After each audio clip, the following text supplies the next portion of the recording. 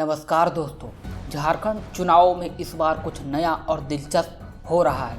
आपने बीजेपी, कांग्रेस और झारखंड मुक्ति मोर्चा यानी कि जेएमएम के बारे में तो सुना होगा, पर क्या आपने सुना है झारखंड लोकतांत्रिक क्रांतिकारी मोर्चा यानी कि जेएलकेएम के बारे में? जी हाँ, ये वही पार्टी है जिसने झारखंड के चुनावी मैदान में धूम मचा दी है। जेएलकेएम ने इस बार 76 सीटों पर अपने उम्मीदवार उतारे हैं। ये संख्या बीजेपी, जेएमएम और कांग्रेस से भी ज़्यादा है। सोचिए, झारखंड की राजनीति में ऐसा नया मोड़ कब आया था।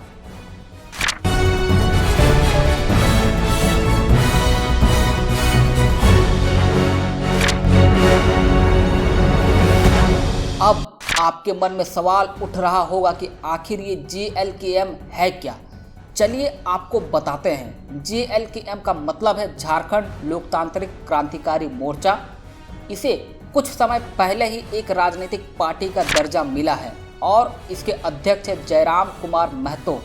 महतो एक युवा और जोशीले नेता माने जाते हैं जो पिछले 4 सालों से जनता के मुद्दों पर आवाज़ उठा रहे हैं। झारखंडी भाषा खतियानी संघर्ष समिति यानी कि जेबीकेएसएस के नाम से एक संगठन चला रहे थे, जिसमें स्थानीय भाषाओं, नौकरियों और झारखंडी पहचान से जुड़े मुद्दों पर उन्होंने कई आंदोलन किए और इस बार वे झारखंड के चुनाव में बड़े मिशन के साथ उतरे हैं।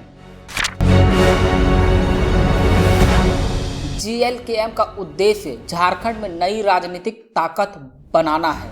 इसे चुनाव में उन्होंने 76 सीटों पर अपने उम्मीदवार उतारकर सभी पार्टियों को पीछे छोड़ दिया है। ऐसा लग रहा है जैसे जेएलकेएम ने एकदम से वाइल्ड कार्ड एंट्री मार दी है।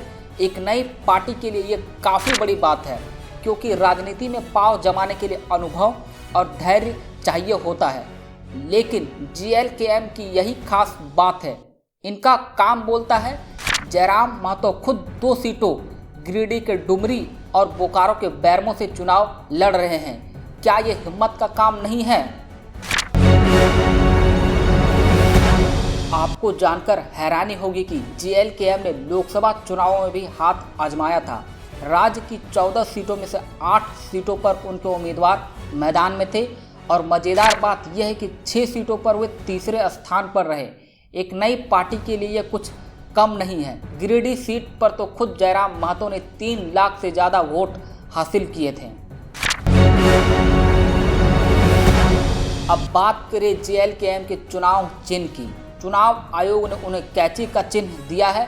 अब कैंची का मतलब क्या है? ये दर्शाता है कि जेएलकेएम पुरानी राजनीति को काटने और नए रास्ते खोलने की सोच रखती है। इस चिन्ह का संदेश है कि पुरानी बंदिशें काटकर नई सोच और नए बदलाव लाने का प्रयास किया जाए। जेएलकेएम के मुद्दों में सबसे बड़ा फोकस है स्थानीय युवाओं के लिए नौकरी के अवसर, झारखंडी भाषा का सम्मान और राज्य की संस्कृति की रक्षा।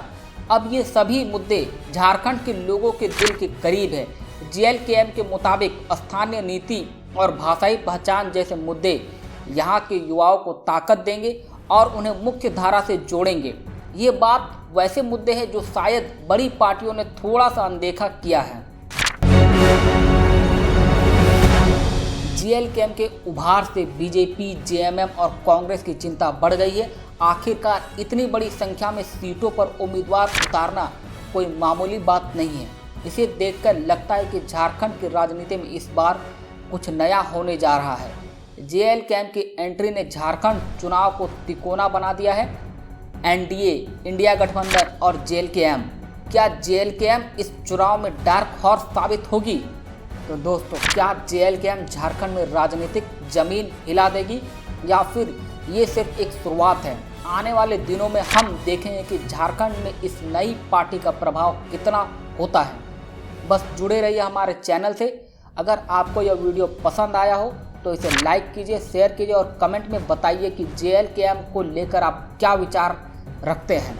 चैनल को सब्सक्राइब करना ना भूलें। जल्द मिलेंगे एक और नई खबर के साथ। धन्यवाद।